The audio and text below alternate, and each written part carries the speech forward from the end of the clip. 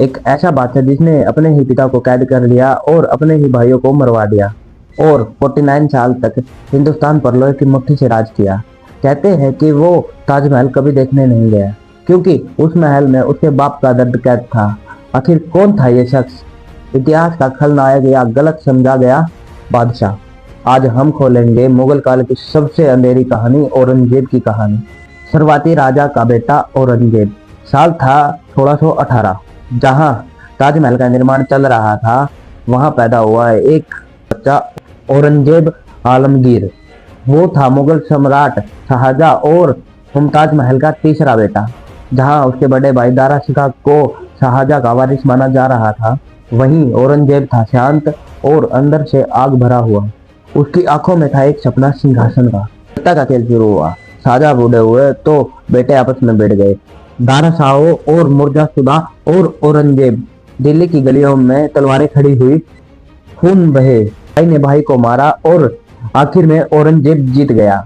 उसने अपने पिता शाहजहां को आगरे के किले में कैद कर दिया। वहीं जहां से शाहजहां ताजमहल को देखता रहा, अपनी प्यारी मुमताज की याद में शायद पूछता रहा, और उसने किसे बादशाह बनाया? औरंगजेब का राज और शक्ति। औरंगजेब अब राजा था, औरंगजेब अब बादशाह था, पर वो और मुगलों की तरह नहीं था। वो विलासिता से दूर कुरान के कानूनों पर चलता था। उसने शराब, संगीत, नाच गाने पर प्रतिबंध लगा दिया। कहते हैं उसने कहा था कि मैं एक सच्चा इस्लामी बादशाह बनना चाहता हूँ, लेकिन इतिहास गवाह है उसकी नीतियों ने देश को दो हिस्सों में बांट दिया। हिंदू मुस्लिम टकराव बढ़ा और मंदिर टूटे, जिजिया टैक्स लगा। औरंगजेब ने अपने शासन में जो शक्ति की वो आने वाले समय में मुगल सम्राट पतन की वजह बनी। रहस्यमय।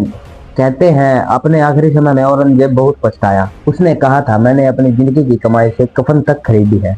जब वो मरा तो उसकी कब्र बिना किसी शानो शौकत से साधारण एक मिट्टी की कब्र है, खुलदाबाद में। इतिहास का वह शाहजहां जिसे लोग जालिम कहते हैं, पर कई इतिहासकार इसे सच्चा राजा, ईमानदार कहते हैं, जिसने अपने खुद की कब्र हाथों से बनाई। तो अब सवाल तुमसे, क्या औरंगजेब सच में एक जालिम राजा था या इतिहास ने उसे गलत समझ लिया? कमेंट में बताओ, खलनायक या ईमानदार राजा?